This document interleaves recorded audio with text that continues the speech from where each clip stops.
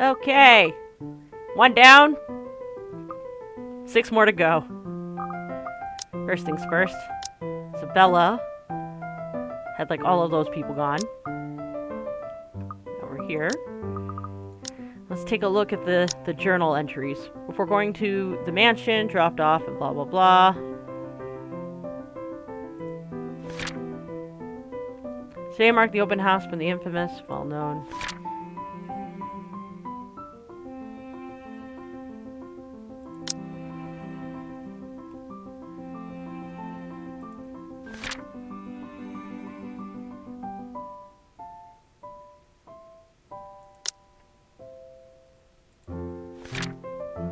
Help me.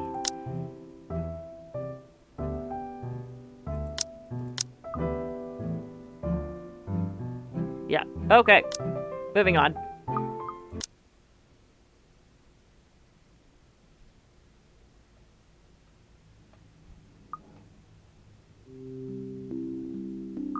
I will remain silent.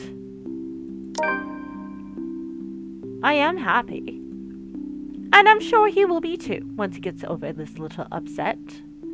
There's no point in aggravating him anymore, so I keep myself from commenting on the issue any further. A sweet smile and a bowed head, no need to provoke. That is how I cope. So, when do we leave?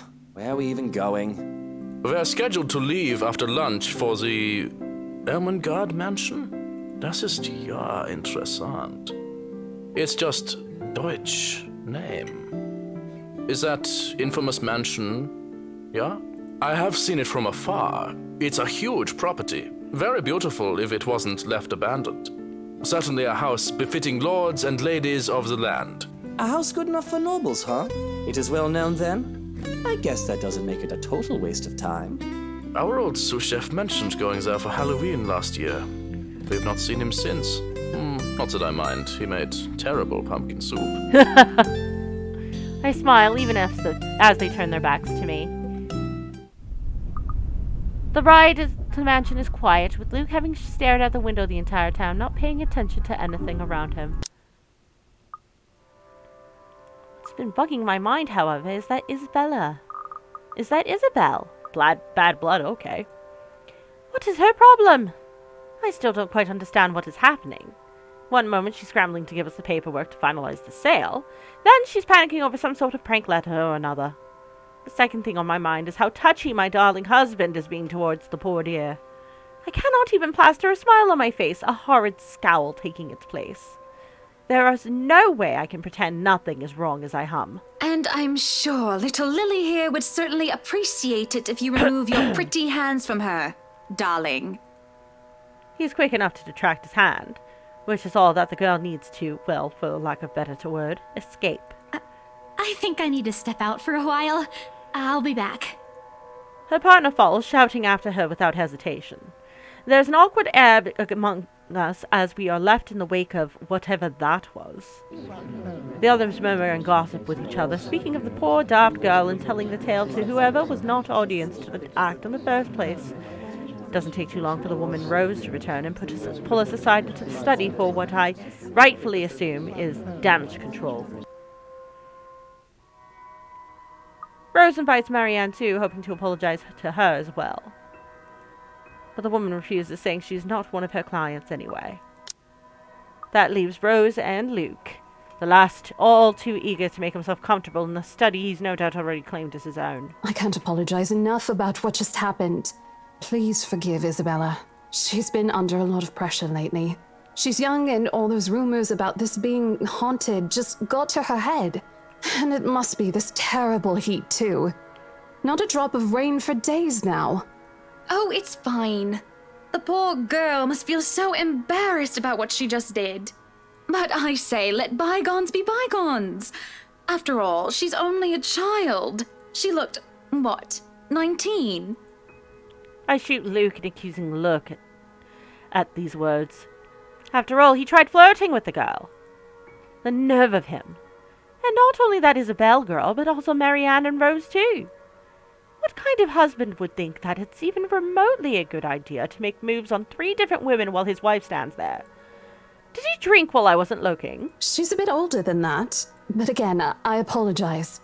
And if there's any way I can make up for what just happened, just... I know what you can do. Be a darling flower and get us one of those bottles you plan to serve. Pop it open. We were planning on serving some champagne. I can get that. That would be lovely. Much obliged.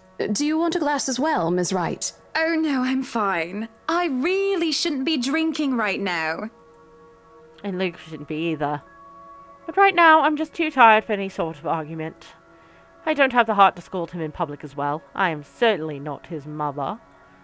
I just want to get this horrid day done with and go home and sleep. Perhaps I'll even have a strong cooper before I head off to bed. Yes, that sounds nice. When Rose comes back with the champagne, I beckon her over. As I have told her partner before, I have every intent of acquiring this house. I might as well, even if I'm having second thoughts about getting it for Luke. The moment we, the Wrights, had expressed interest in this place, we've had eyes set on us. If we don't buy it, that might as well be the signal to have busybodies gossiping about how we may or may not have lost our fortune. Regardless of the fact that it is false, image is everything when dealing with these people. These are the unspoken rules for people such as ourselves. And besides, I really did like the place. Why, everything here is absolutely wonderful. Well, except for this ugly painting in the study.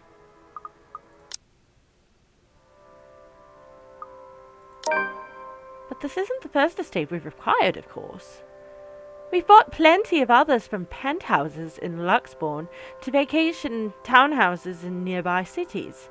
It is, however, the first time that an interior designer has asked for a meeting with me. Normally, I'd just let them do as they please and hope for the best. I found that they rather liked the creative freedom it lent them. They all bragged about it. Hannah Wright is living in a house I designed. I can make time, but I'm sure you're more than capable enough to work on your own, yes? Surely I would just get in the way and you can do things faster and more efficiently without my input. Because, no offense, if you're one of those workers who need constant supervision and hand-holding, you might as well tell me now so that I can look for another interior designer to work with. Surely this one will be the same. Yes, I am capable of working without any design input and without supervision, Mrs. Wright. But it'd be entirely different if I know what you two would want for this home, how each room is meant to be used. You have to consider what sort of colour palette you would want, at the very least. Do consider that this will be your home and not mine. None of those houses ever did feel like home. You won't give me a choice in the matter, will you? What? No. You do have a choice, and... No. You've clearly made up your mind that we must meet. All right. Monday. 10 o'clock sharp. We'll see you then. Actually, Marianne suggested that we meet at 9, but who is even awake at that ungodly hour? So, you really want to buy this place then? That's a bit of a big impulse buy, even coming from you. Not that I'm complaining. Well, I'm glad you're not complaining like you usually do. It's a right and proper Christmas miracle, isn't it? Hannah has finally done something right. I refused to look at him, staring at the passing scenery instead. Hey, Buttercup, what's with this cheek? Rose, Lily, Mint. The nerve, Luke, the nerve! Is that what this is about?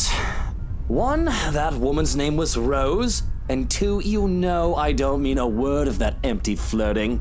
And it's still the principle of things, Luke. I understand if you try to woo them to get what you want when it seems that I'm not looking. But I told you once before not to do it when I'm there.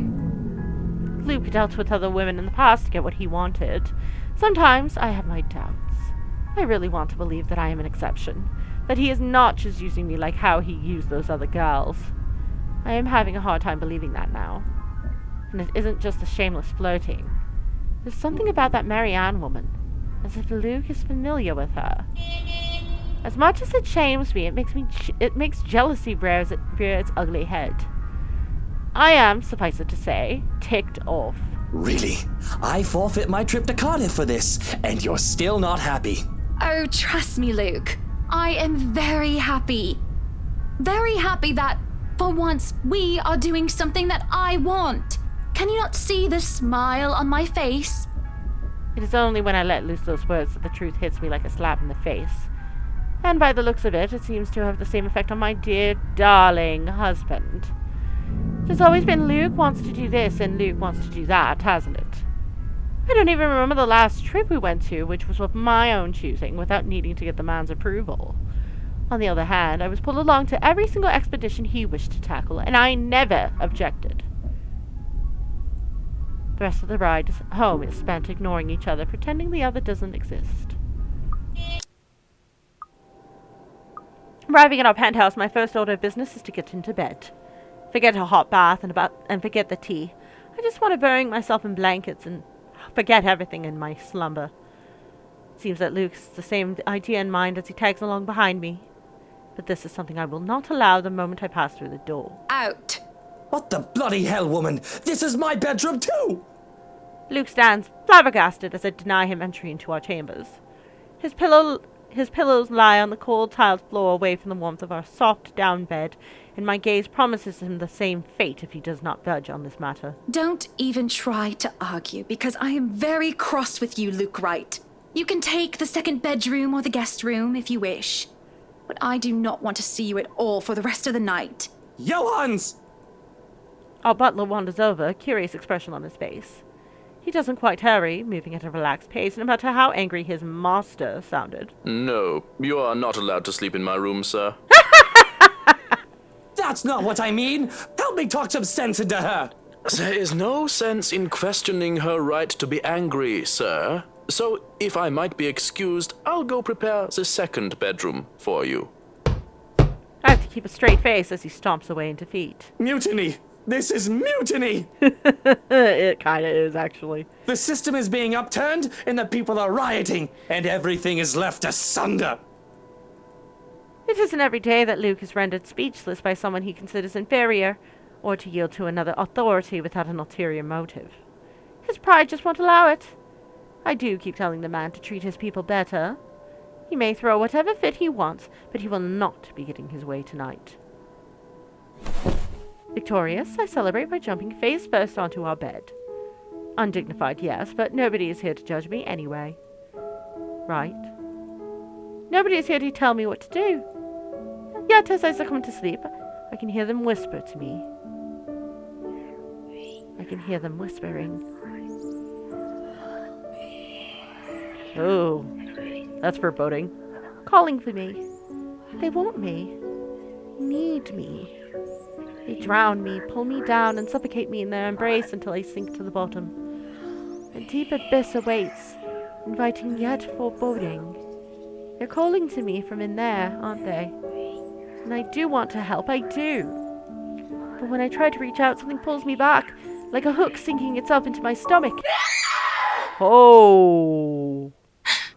And I break through the surface with a gasp. Alone in bed, and without Luke to hog the covers, I'm swathed in cloth and slicked with sweat. It takes me a while to entangle myself and kick them off. Both the bed and I are a right mess by the end of it all, but I am more than eager to just get up and go out for some fresh air.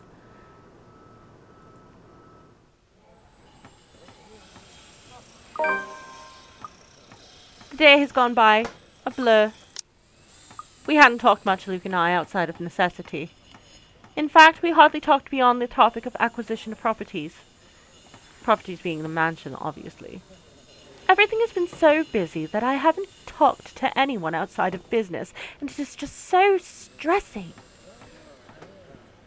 So, one can understand my need for a good chat, preferably over a good meal. There are times when any decent, emotionally healthy, and socially capable person needs a good friend. One who will talk to them without the conversation degrading or turning into an argument. Or, barring a nearby friend, I have an interior designer under a confidentiality agreement to listen to me. Up, higher, come on now! The place is bustling with movers, carrying furnishings here and there, along with several trunks of personal belongings taken from our penthouse. I can hear Luke barking at them at the other room, making sure nothing is handled carelessly or gets stolen. Careful now! I know your pictures are framed by cheap plastic, but those are framed by African blackwood and are one-of-a-kind commissioned paintings. Each one is easily worth a lifetime of what you lot make. It's hard to tune him out. The walls did not do a good job of muffling him at all. But then again, it is Luke. I would still hear him ranting, even if we were on the other sides of the mansion, and I'm wearing earplugs. I'd really like to thank you for inviting me to breakfast, Mrs. Wright, but I already ate, so I should really go back to work. Nonsense! You arrived so early, you must not have gotten a proper meal. Our butler has made a surprisingly lovely bubble and squeak. Sit, sit! I'd situate us in the dining hall, but it is a mess right now. Oh, Johans! The man in question appears, ready with the tray as he starts to set the table for us. We sit in silence as we are each served a plate. Bubble and Squeak topped with a nicely poached egg with cherry tomatoes and other garnishings adorning the edge of the plate. A cup and a saucer and a teacup pot with some Earl Grey is placed down for Marianne, and I ask for an orange Julius. How are you liking the project? Drop that vase and I'll have your head! I know it's only an 8 million yen vase, but I swear, Well, it's certainly a fun challenge, incorporating the designs of a Jacobean manor and the functionality of a modern household. I have ideas I would like to suggest, by the way, about what to use the second bedroom for. I have been informed of your goddaughter and thought a kid-friendly room might be in order. You read my mind. I was actually going to bring that up. Oh, that would just be so lovely, Marianne. That way, Kylie can bring her friends over as well. And a good friend of mine, Rochelle, is expecting a baby. So, why don't we think about putting a crib in there too? I can just imagine little ones running around, filling this place with the pitter-patter of their feet. We'd have to make sure they don't trip and fall on the stairs, though. We won't be able to finish everything up until after the party, but we'll have it ready by then, so that all we need to do is to move in the furnishings. Yes, that's plenty fine. It's not like we're in a hurry to have it. And we wouldn't want the workers to disturb the guests or the other way around, do we? Just make sure it's presentable. You know, in case a guest snoops about. Of course. As for the kitchen you wanted, I've already negotiated for the high-end stoves and the hot and cold drawers, so on and so forth. I've got a friend who is able to customize them so that they'll look like the counters we'll be replacing and fit the rest of the interior. They'll be bringing them in today. why can't you people do anything right? Don't drag it, you'll scratch the wood. Excellent. Luke in the background having a cornery. But no, really, how have you liked it so far? Oh, it has been wonderful, believe me. Everything is going smoothly too. It has been a long time since I've worked on something on this grand a scale. Nowadays, everyone is about condos and flats, living in the city where every room is an identical box. Believe me, this is very refreshing. We lived in a condo before this, Marianne. Oops. I didn't mean any insult. It's fine, sweetie. Look at you, all frazzled. I was just pulling your leg. Luke wanted that penthouse when we got married, and you can thank him for purchasing this place as well. She looks confused. Of course she has every right to be. She no doubt overheard me push that estate agent into the sale, making quite the aggressive offer. She saw me sign the papers for the mansion as well. I just had to scoff. Don't be fooled. I'm just the treasury. I wouldn't be able to make a purchase this grand without his seal of approval. I see. That's it. That's all you have to say? Yes, it wouldn't be appropriate to comment further. It is unprofessional. Unprofessional? Can't help but let out a deep sigh as I stick a fork into the dish. I didn't want professional. I wanted someone who will either agree with me, even if it's just for the sake of agreeing, or someone who will try and talk some sense into me. Neutral responses are so boring. There's no discourse in the middle ground. The food is good. Best bubble and squeak. Of course it is. Our kitchen staff only uses the freshest hand-picked ingredients. Only the best for the Wrights. Mr. Wright is not joining us? No, he is far too busy bossing people around. He even refused to join me for breakfast earlier. Hence, this. I see. My apologies. I really don't know what sort of response you expect to get from me. There's a clatter of silverware, and I slam my hand on the table. It's frustrating. I am frustrated. At Luke, mostly. But Marianne's neutral professional answers are certainly irksome as well. You're a human with feelings and opinions, aren't you? Don't give me this bollocks about being professional when we're having a nice friendly chat over a nice and friendly breakfast. I can only talk about interior designs for so long, and I detest one-sided conversations, Marianne. But I really don't know what to say, Mrs. Wright. We were talking of no topic in particular, and... Luke. We were talking about Luke. About him not eating breakfast with you? About him treating me as if I were some treasury. I didn't realize that I shouted out loud until it was too late. There's a stunned silence that settled before I slumped back into my seat. Hiding my face behind my hands, I can feel my shoulders shake. Breathe, I told myself. Calm down. But it's just so hard. Honestly, sometimes I feel like he doesn't love me anymore. Oh, have I been so blind? Did he ever love me at all? Was our marriage all for the sake of saving his company and his wealth? Because? Did I say all of that out loud? Again? No, this is bad. Unacceptable. It has been rumored before, the real reason for our engagement. But if anyone were to know of this, marriage is of necessity to carry on political and financial power used to be a common thing, but the Evans-Wright union is the perfect happily ever after. Was supposed to be. It is true that we first met each other in order to discuss dealings, to make the then failing Wright Enterprise a subsidiary of Evans Incorporated.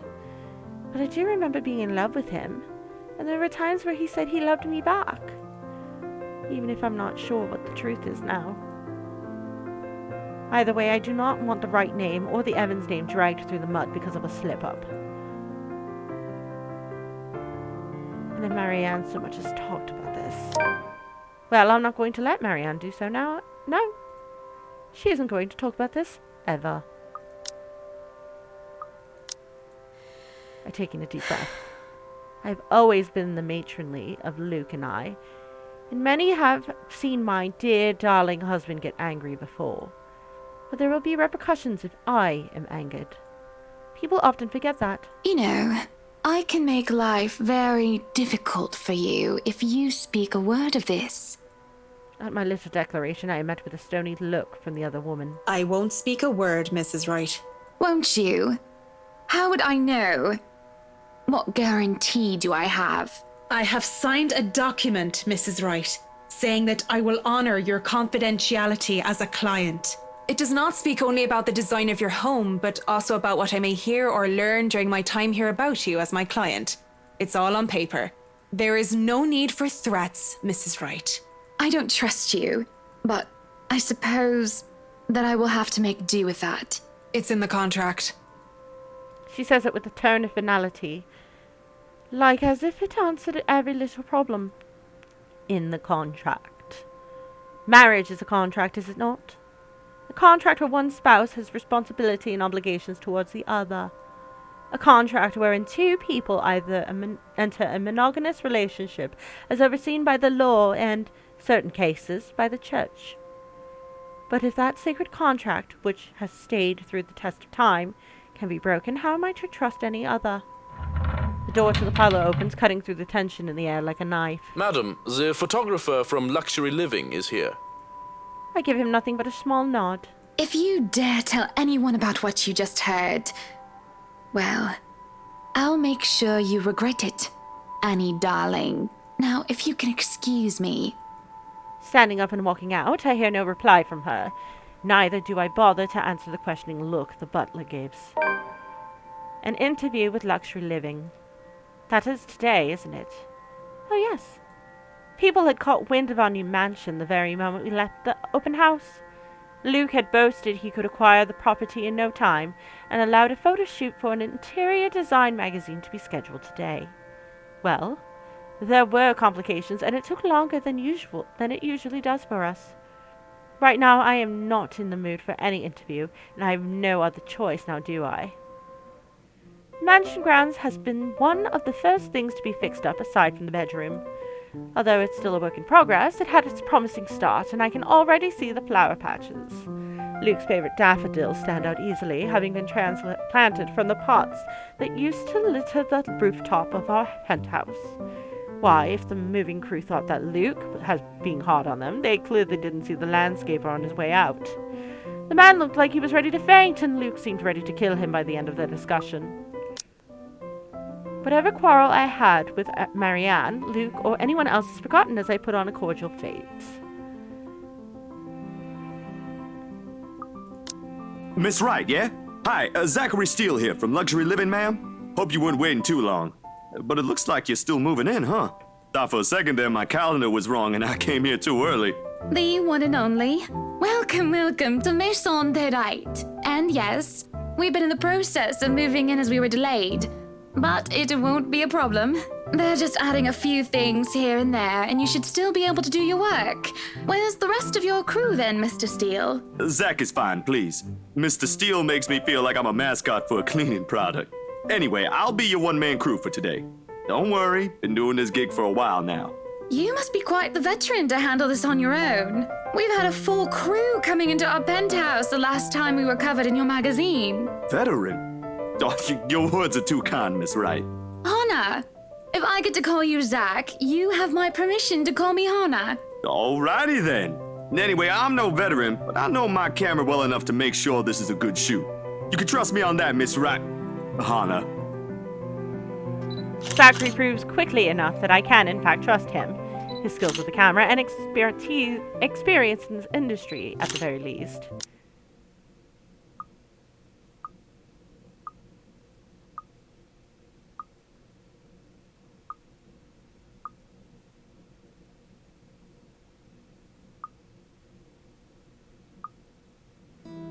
We're going to continue teasing, because it's going to piss Zach off, probably. This is who I am, and I'm not going to turn myself down for somebody else. I have no obligation to do so. At any rate, he is rather cute, and it is a bit of fun seeing him squirm.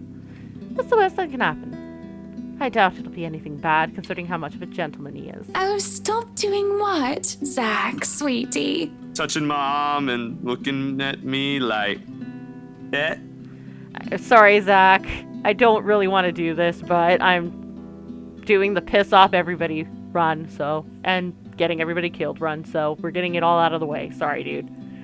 I paused, giving him a baffled look. This is certainly the first time a man has ever complained about me being too friendly. I'm not doing anything wrong. Come on now, don't be like that. It's just a bit of fun. Bit of harmless fun. I'm sorry. It's just really uncomfortable and I don't think either of us want Mr. Wright to see us and think there's any funny business. I'm sorry. Look, we're finished with the interview already, aren't we? Maybe it's about time I go. Oh, you must be joking. No, I'm not. You're certainly the odd one. Don't be such a killjoy. A little bit of flirting never hurt anyone. Other men would simply be delighted by my interest in them. Besides, you really are such a cutie. Well, I'm not them, Hannah. So, yeah, I'm probably odd. I don't understand you. Let me put it this way. You're a pretty lady, so this must have happened to you at least once or twice. How would you feel if someone was making you uncomfortable? Only for them to refuse when you ask them to stop and they make you out to be the one that's wrong? This isn't the same as that. It actually is. As I try to argue his point, he starts to pack the rest of his bags. This is preposterous. My main argument is, what sort of man complains about a beautiful woman being friendly with them? Seems logical in my head, but the moment I try to say it, it starts to fall apart. Yes, it is. Unwanted advances don't make me feel macho or anything like that. I'm not here to argue morals or ethics, Miss Wright. I think I have more than enough for the interview, if that's fine with you. I may be starting to overstay my welcome. I feel deflated. Things were going so smoothly, too. I ended up pushing too hard, just when I might have found myself a good friend. I'm not sure if I feel awful because I'm not getting what I want, or because I was just compared to the pigs I so despise. You're not even going to let me apologize. You're not a bad person, Hannah. Just... Because I really am sorry. People won't always be how you want them to be. And apology accepted, but I really do need to go. A friend of mine is expecting me, and it's getting late. Will you visit again? I will be asking for copies of those photographs. Yeah, sure. I'll make you a copy. That would be much appreciated. I'll ask Johans to see you out. I feel sick to my stomach as I watch Zachary leave. It is silly to be upset over a falling out with a man who was, only a few hours ago, a complete stranger to me. It doesn't excuse my boorish behavior at all, and it doesn't make the ill feeling any better. Idling about, I stare off into space, unsure of how I feel. And I stay a good while, just standing there until the sun sets in the horizon. Disheartened, I proceed back to the mansion for supper. Entering the dining hall causes me so much confusion. It is dark. For a moment I thought the electrical work was not up to par. I was with Zachary. I was talking with Zachary.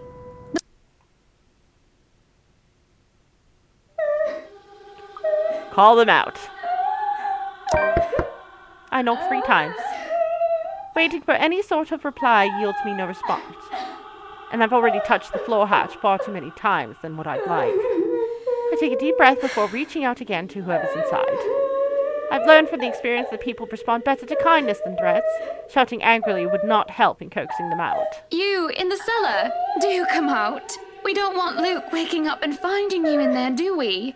That man would go ballistic thinking someone was trying to steal his precious wine. Still nothing. You can have a good cry. Just not in there, yes? Why don't you come out here and we can have a cuppa and you can tell me all about whatever it is you're bawling about? With how long I'm standing here, however, I'm starting to think myself a fool. I do not want to acknowledge the other feeling I have, especially as the wailing took an eerie turn.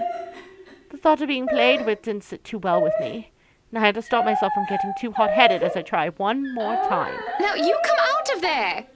That is an order from the lady of the house, do you hear me? Why, I ought to... I freeze as a hand clamps down on my shoulder. The dread I've been feeling all this time makes itself known as I kneel, unmoving, not even daring to breathe. I can feel my heart pounding against my chest, but the touch is gone as quickly as it has seized me. It is only your hands I see when I look back. Apologies, madam, for touching you like that. You were not responding to my voice, and you looked about ready to wake the whole mansion up. I'm sorry. I was getting rather loud, wasn't I? But that crying woman in there, we must do something about her. He grows silent for a moment and just looks concerned. At least I'd like to interpret it as concern, given how stoic our head butler usually is. Or rather, it must have been concerned, as he takes off a glove and presses the back of his hand up to my forehead, before his wearisome inquiry. I beg your pardon. What crying woman? Are you feeling well, madam? In the cellar. Can't you hear her? Madam, Hannah, no one is down there. What? The cellar is locked. Only Luke and I have duplicates of the keys. Nobody is down there. I stare at him in disbelief. But when I listen once more, I hear no crying. Tugging at the hatch for good measure proves his words to be true, too. The thing won't budge unless I had a key, short of using power tools on it. Perhaps it is time for you to go to bed, madam. You are simply tired and hearing things, a perfectly normal human experience. But if you are still experiencing auditory hallucinations in the morning, you are free to consult with me. There is a cold feeling in the pit of my stomach as he helps me to my feet. What he says makes sense. And who am I to question someone who used to be a doctor? Oh, wow! Did not know that. I'm just tired, that's all. Long day of moving, the interview dealing with Luke, that has all drained me of any proper sense. Yes, I suppose you're right. I just need some sleep, that's all. Of course I'm right. Go on then. Gute Nacht. Good night, Johans. Good night, house. It's just fatigue. That's what I keep telling myself, although I can't ignore the strange feeling in my gut. Either there's something wrong with this house, or there's something wrong with my head. Sleep will be elusive tonight. Luke's already gone by the time I rise. Let's see here. Oh yeah, Zach went way down. Luke's already way down too. There isn't a single hide nor hair of him to be found, and trying to call him on his mobile is a bust, as it only goes straight to his voicemail. That's twice in a row he's gone on me. And for him to disappear today of all days is every bit upsetting because of what's to come.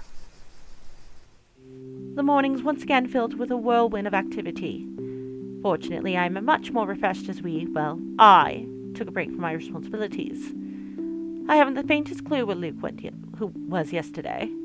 Today is going to be a busy day, although unlike Wednesday, the master of the house isn't here right now, absent once again from his duties. Hopefully he'll be back in time for the party. This is our house, after all. A grand housewarming party for the wonderful Wright Mansion. Every person of importance from Luxbourne is invited, and there will be a few guests flying in as well. Of course, there will be some people from the media, along with friends and acquaintances who are made of no less important, regardless of the status in society. Marianne and I discussed business and last-minute touches to the house before finalizing everything. Not that there's much change from our original plans.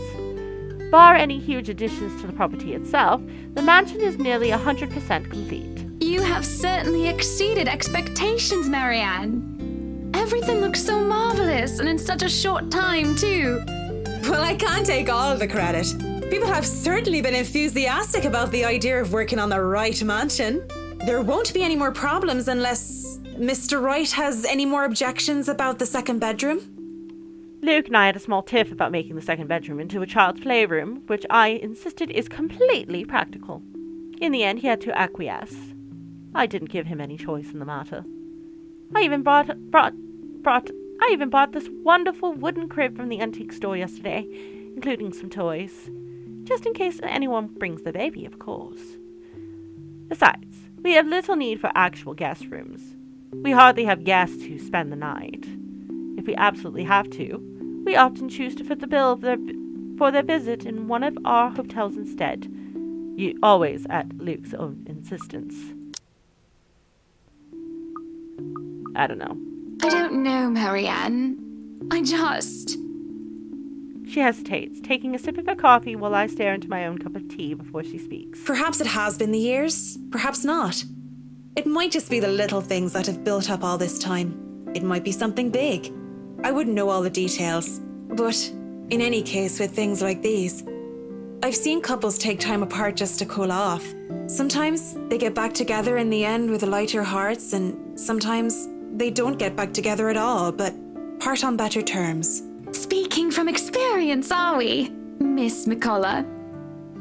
Well, that certainly got a rise out of her as her cheeks turned red, and she nearly chokes on her coffee. Oh, no, nothing like that. I'm not interested in any fella even. It's just a thing I've seen happen a few times. What if I said the couple are very public figures? They wouldn't want to take time apart unless it was really necessary. They wouldn't want people to talk. Well, that's a load of guff. Not to mention that makes them a bit thick, doesn't it? Forget about what other people say. That's their relationship and they should do what's best for them. And if they point out that you're being a hypocrite and they can also disregard what you say? Then that's their choice. I'm just saying that a break might do them good. A short time apart is better than someone trying to leg it out of the relationship or one ending up trying to murder the other out of frustration if they're even the slightest bit touched in the head. Because we don't want now, do we? She trails off, having said her piece, and leaves nothing but the smell of coffee and Earl Grey between us. There's a calm despite the nature of what has just been discussed. To say that her words make me start to think is an understatement. To say that I'm not considering her advice is a lie. And to say that this might be just be the calm before the storm is a possibility. Others have had shorter marriages, yes, but plenty have celebrated long and happy ones as well. When did he start to seek other women, lacking any ulterior motives? When did he start to cooperate only to suit our materialistic greed and attention-seeking ways? Money and success, fame and glamour. Are those the only reasons we still stay together? There's a cough before Marianne clears her throat. I must have been quiet for so long, and I move to apologize when she stands up. We both end up on our feet, unsure of how to proceed. Some sort of odd, awkward shuffle occurs as we decide whether to sit back down or not. I really should handle what's left of the work. You won't be attending the party? Oh, you really must, Marianne. I'll try to stay and chat. Maybe grab a few bites and a drink, but I can't be around for the entirety of the event.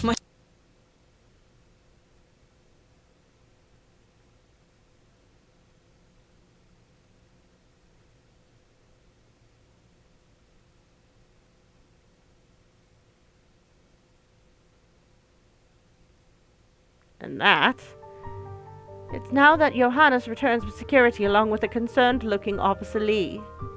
They surround her and move to escort the hysterical woman. Judging by his pale face, he's heard the whole thing, and I feel nothing but pity for the man. Not that I believe Rochelle. Luke would never... He would never go so far as to sleep with another woman, right? I'm so sorry for her behaviour. She's been under a lot of stress. And the alcohol. Talking nonsense, that's all it is.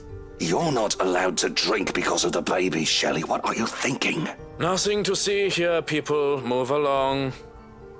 Is there really nothing here but the ramblings of a drunk? That's not true. Is it, Luke? Please tell me she's just lost the plot. Don't be a blooming muppet, Hannah. Of course she's lying, creating a scandal for attention. If the baby isn't Lee's, she's probably gotten herself knocked up by one of her employees, and she's accusing me for money. Fuck! How stupid can you be? Wow. Excuse me. I just wanted to hear your word. There's no need for such crass language. Yes, there is a need for such fucking crass language, because you've been nothing but a pain recently. I told you not to invite her, and look what she's done. And not just recently, for a while in fact. I'm sick and tired of having to look after your clingy, spoiled ass. Oh. You've been derailing my schedule and my plans, questioning my priorities and my decisions. You can be worse than a hormonal pregnant woman at times even. How touched in the head are you that I need to hold your hand? Speak no more. We are done here, and we'll talk about these matters in privacy now. No, why don't we hash it all out here? Because every time we talk about our problems in private, you start crying your fucking eyes out. I should have expected this of Luke. To put us in the limelight, thinking I will back down because we have an audience. Well, he has another thing coming from him. For him now, doesn't he? I am just as livid as he is because of his disrespect. Our happy marriage is quickly crumbling under our own 2 feet, and I can't give a rat's arse. If this is how it goes, so be it. You dare! I dare. I dare, Buttercup, because I've kept quiet about this. Oh, you've kept quiet about it? How rich! Yes! No, I've had enough of this! Do you think I don't see when you try to creep up some whore and get up her skirt? You would be nothing without me. True. Your company would be buried in debt and you'd be begging on the streets if it weren't for me! She lies! Don't listen to her! And I've had enough of you. So guess what? Fuck you, Luke. We agreed to never talk of this woman! Did we? I don't remember, but it's all true. Wright Enterprise would be nothing but a precautionary tale if Evans Incorporated didn't agree to merge into a conglomerate. You asked that we keep your family name because you said it was so important to you. Your legacy. I agreed because damn it, Luke, I loved you and I still do. But all you really want is the money and the power's all gone to your head. Face it, Lucille Mitchell-Wright. You owe me everything. I owe you everything. I owe you everything?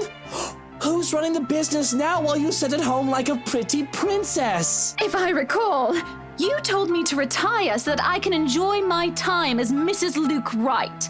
I wouldn't even bother with other women if you were still Hannah Evans. You used to be your own woman. You used to be someone who I could fucking look up to.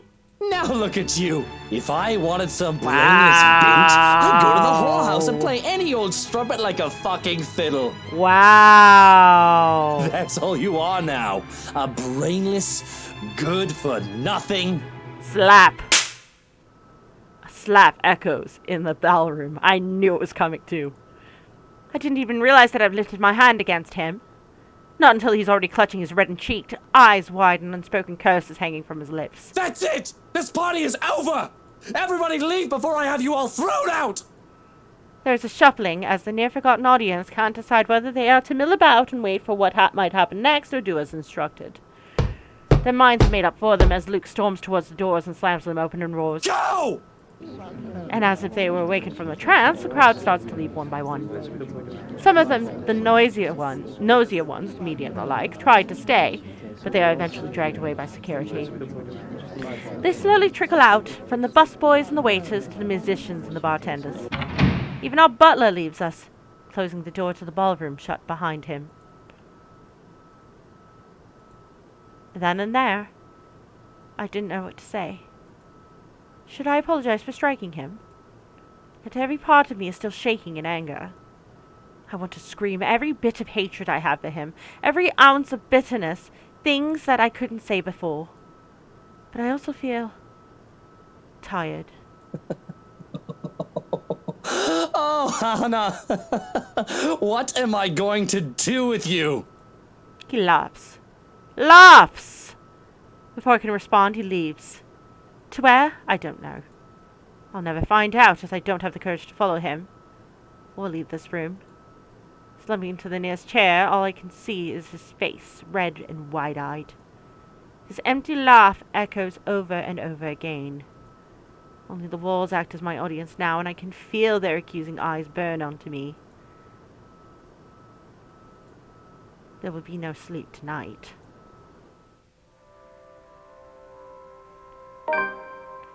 And come morning, as we breakfast, the meal is silent and strained.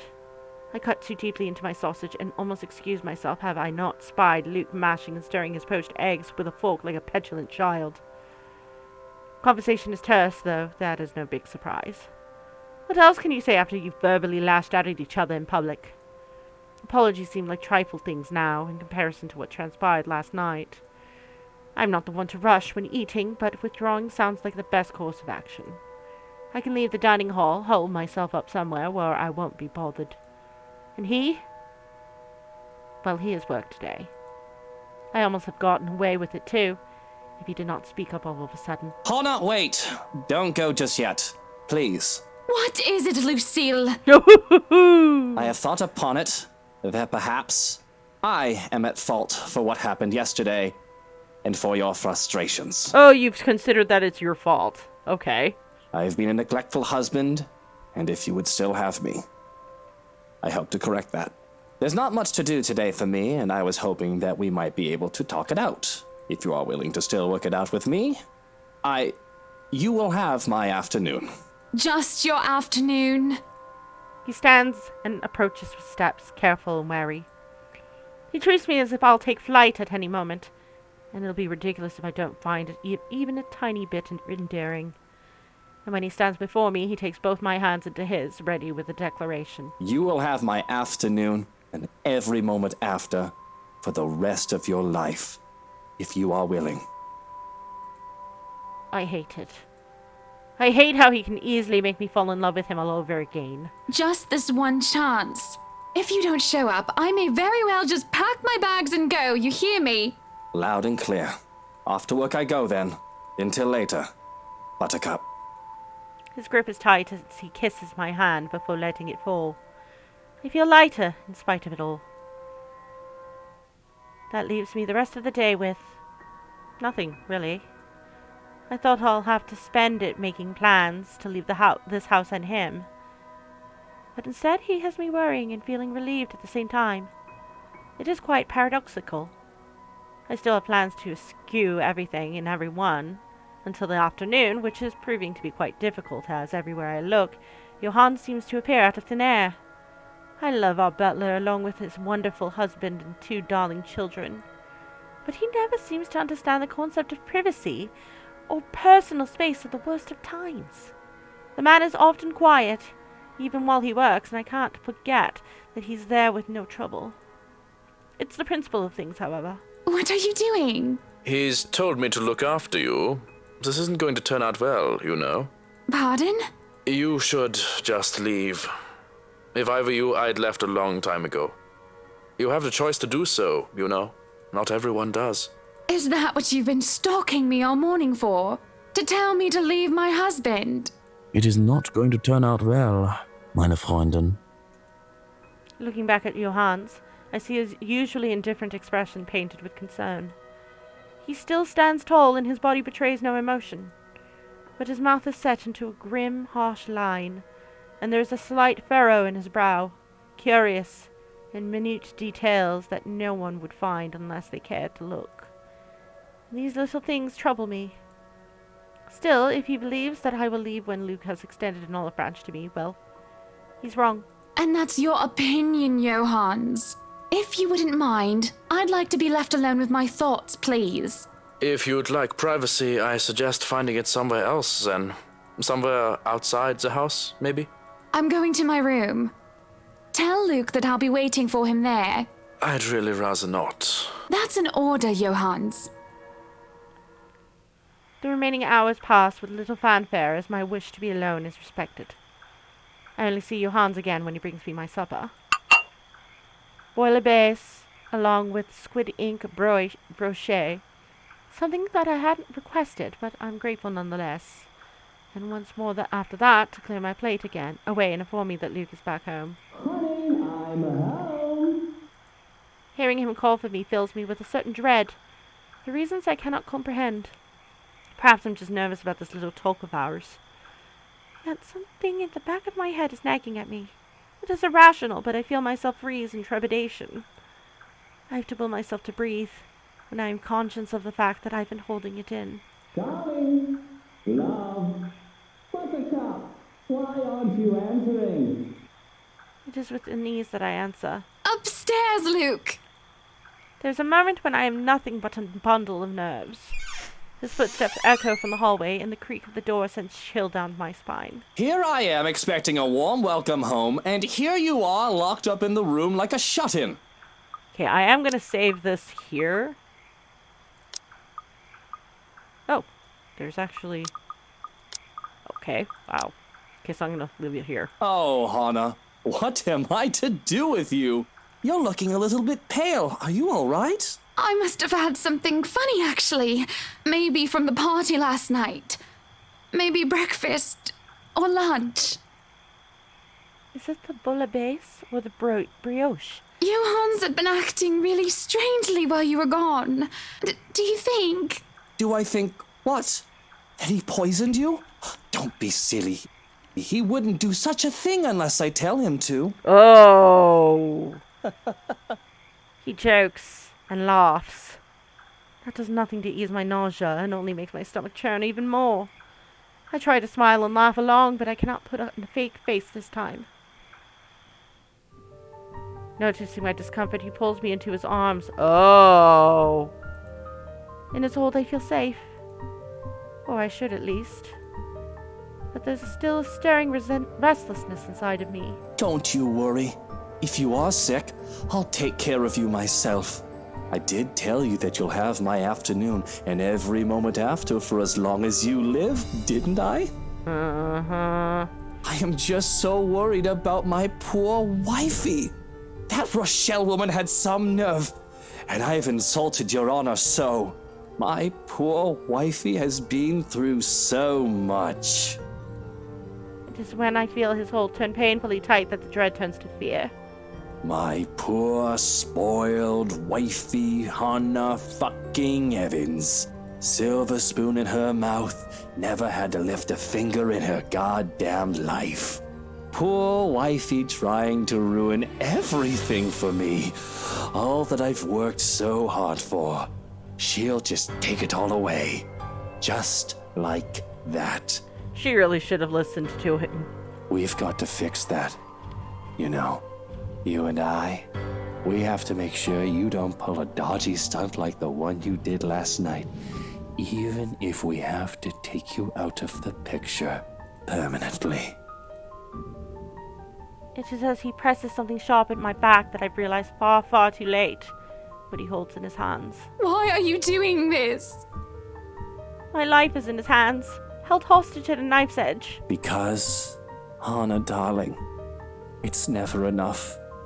I want it all. And he wishes to end it. Does he not love me anymore? Has our ties eroded so badly that he'll even go this far? This is preposterous.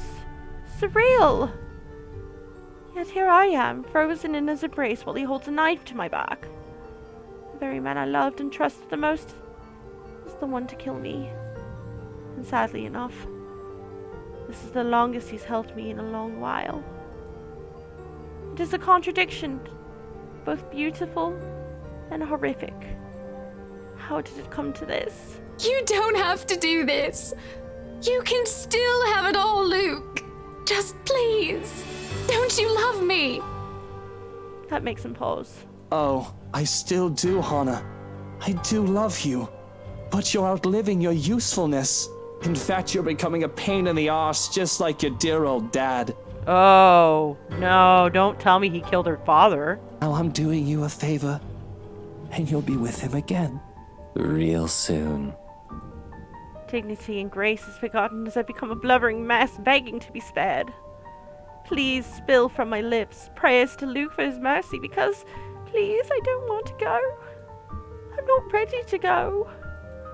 I still want a family, our family, and I want to do more. I can't help but cry about the things that could have, should have been. A husband, children, and a home. But I'm going to be cut short. My pleading falls on deaf ears. And although I don't feel it immediately, the way he loosens his hold on me says as much. There is no pain at first, only shock, until a dull throbbing radiates from my back. It's like an itch that I can't reach, which gets worse and worse until it is all I can focus on. Panic as the pain becomes too much to bear, and I wish nothing else but for death to consume me now. My body spasms, trembling and shaking, and the pain fires up anew when Luke, the monster, twists the knife deeper. Breathing's next to impossible. Every time I try, it only feels like I'm drowning. Soon enough, I taste blood on my tongue like copper, yet both salty and sweet. And here I am, laughing like a bloody loon, though my laughter is nothing more but a wet, rasping chuckle. Slowly, I am losing myself. What's so funny? Deeper and deeper yet. He starts laughing. We were so cute. I drown in his laughter.